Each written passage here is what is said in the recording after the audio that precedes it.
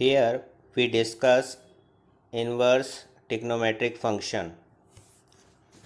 तो फंक्शंस दे रखे हैं यहाँ पर प्रिंसिपल वैल्यू दे रखी है और ये आपके डोमेन दिए हुए हैं। ठीक है, तो y is equal to sine inverse x के लिए प्रिंसिपल वैल्यू हो गई आपकी -π/2 टू π/2। ठीक है, क्लोज इंटरवल है। ठीक है ना, यानी कि -π/2 और π/2 आपका इसमें इंक्लूड है। डोमेन हो गया आपका x belongs to -1 to 1। Similarly यहाँ पर हम देख रहे हैं कॉस इनवर्स x के लिए जो है आपका प्रिंसिपल वैल्यू हो गई 0 to π और डोमेन आपका वही सेम जो साइन इनवर्स x के लिए है वही कॉस इनवर्स x के लिए है, that is -1 to 1। Right, next आपके आता है y is equal to tan inverse x।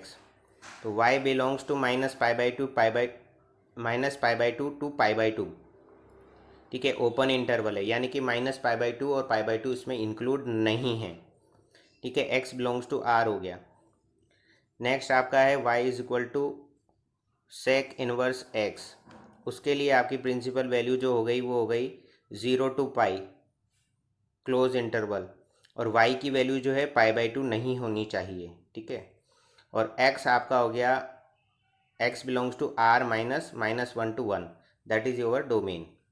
Next cosec inverse x, इसकी वैल्यू हो गई आपकी प्रिंसिपल वैल्यू हो गई -π/2 से π/2 where y does not equal to 0 and domain is r -1 to 1। ठीक है, यानी कि डोमेन सेक इनवर्स x और कोसेक इनवर्स x के लिए सेम रहेगा। नेक्स्ट आपके आता है कोट इनवर्स x।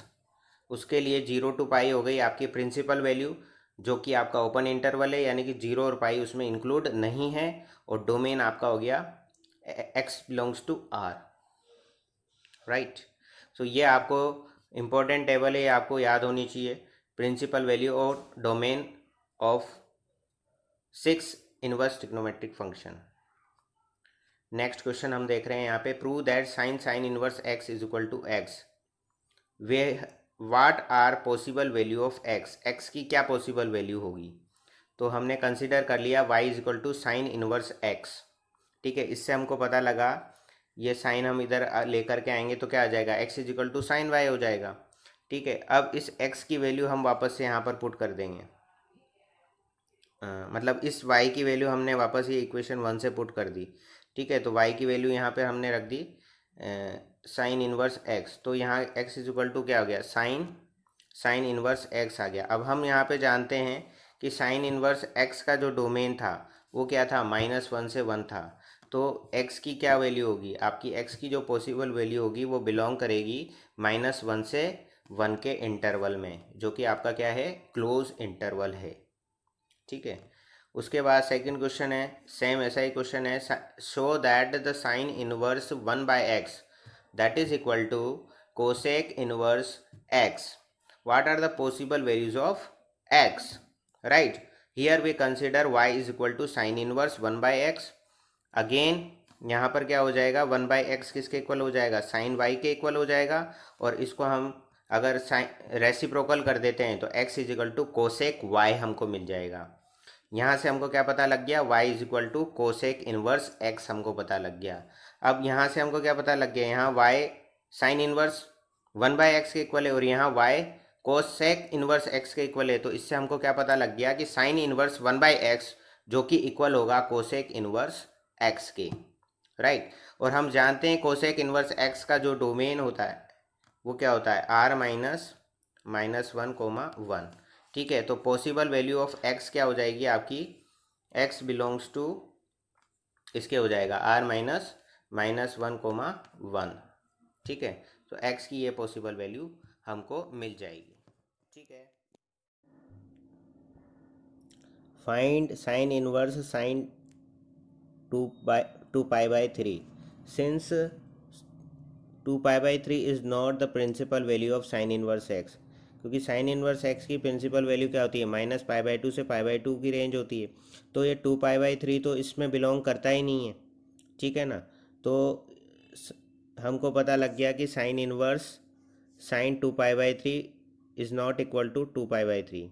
राइट, तो हमको डायरेक्ट साइन से साइन इन्वर्स को नहीं कट करना है। जैसे क्या होता है, sine inverse sine x x के इक्वल होता है, लेकिन यहाँ पर ये कंडीशन क्या आ रही है आपकी, यहाँ पर कंडीशन ये आ रही है कि 2π/3 जो है इस प्रिंसिपल वैल्यू के अंदर नहीं है, इसलिए ये इस वैल्यू इसके बराबर नहीं होगी, तो इसको हमको चेंज करना पड़ेगा। तो साइन 2π/3 को हम क्या लिख सकते हैं, साइन पाई माइनस π/3 लिख सकते हैं। ठीक है, अब यहाँ पर साइन से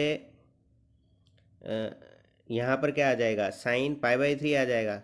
ठीक है ना, क्योंकि साइन माइनस थीटा क्या, पाई माइनस थीटा क्या होता है, साइन पाई माइनस थीटा क्या होता है, साइन थीटा होता है, तो साइन π/3 आ गया। अब फिर हम ये वाली प्रॉपर्टी यूज़ कर लेंगे कि साइन इनवर्स साइन एक्स क्या होता है, एक्स के इक्वल होता है। ठीक है, तो यहाँ पे आंसर क्या आ जाएगा आपका, π/3 इसका आंसर होगा। ठीक है, if sin inverse x minus cos inverse x is equal to 2π/3 then find x। We have, हम जानते हैं कि sine inverse x plus cos inverse x जो होता है π/2 के इक्वल होता है, फॉर्मूला है, आपको ध्यान रखना है। ठीक है, अब यहाँ पर हमको क्या दे रखा है, ये 2π/3 के इक्वल ये क्वेश्चन में हमको स्टेटमेंट दिया हुआ है। ठीक है, अब इन दोनों इक्वेशन को हम ऐड कर देंगे, तो ऐड करने पर हमारे पास क्या आ जाएगा, 2 साइन इनवर्स एक्स आ जाएगा। कोस इनवर्स एक्स से माइनस कोस इनवर्स एक्स तो कट हो ही जाएगा जब दोनों इक्वेशन को हम ऐड करेंगे। ठीक है, तो इधर इन दोनों को ऐड करेंगे तो हमको क्या मिलेगा, 7π/6 मिल जाएगा। ठीक है, क्या मिल जाएगा, 7π/6 हमको मिल जाएगा। तो यहाँ से क्या पता लगा, sine inverse x is equal to 7π/12 मिल गया, तो यहाँ से एक्स क्या मिल गया हमको, x is equal to sine 7π/12 हमको आंसर मिल गया।